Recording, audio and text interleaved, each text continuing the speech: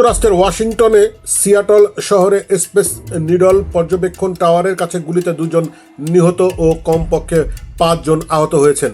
সোমবার 27 জুলাই সিয়াটল অগ্নি নির্বাপক বিভাগের বরাতে সংবাদ মাধ্যম বিবিসি এক প্রতিবেদনে এই তথ্য প্রকাশ করেছেন। সংবাদ সংস্থা এএফপির খবরে জানানো হয়, স্থানীয় সময় রোববার সিয়াটল পুলিশ গুলির ঘটনার বিষয়ে জানায়। সেখানে বেশ কয়েকজন বন্দুকধারী ছিলেন বলে ধারণা করা হচ্ছে। সংবাদ মাধ্যম জানিয়েছে, ঘটনাস্থলে 2 ব্যক্তিকে মৃত ঘোষণা করা হয়েছে। আহতদের মধ্যে 2 বছর বয়সী এক শিশু রয়েছে, তাকে হাসপাতালে নেওয়া হয়েছে। এছাড়া 56 বছর বয়সী এক নারীর অবস্থা গুরুতর। এ ঘটনায় আরেকজন সামান্য আঘাত পেয়েছে। মানে ভালো, দামে সস্তা। আজই কিনুন জাদু ডিটারজেন্ট পাউডার। আপনার কাপড় হবে ঝকঝকে পরিষ্কার। এমকে ইন্টারন্যাশনাল কোম্পানি।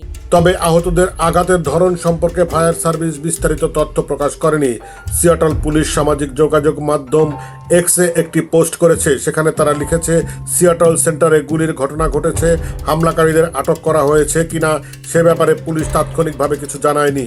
তবে তারা বলেছে, ঘটনার বিষয়ে আরও বিস্তারিত তথ্য পরে জানানো হবে। দ্য সিয়াটল সেন্টারে খাবারের উৎসবের আয়োজন করা হয়েছিল। সপ্তাহের শেষে আয়োজিত এই উৎসবের নাম দেওয়া হয় বাইট অফ সিয়াটল। এই উৎসবে শত শত খাবার বিক্রেতারা অংশ নেয়। সেখানে গান বাজনারও আয়োজন করা হয়। মুক্তি টিভি নিউজ ডেস্ক। আপনারা দেখছেন আমেরিকা থেকে সম্প্রচারিত মুক্তি টিভি।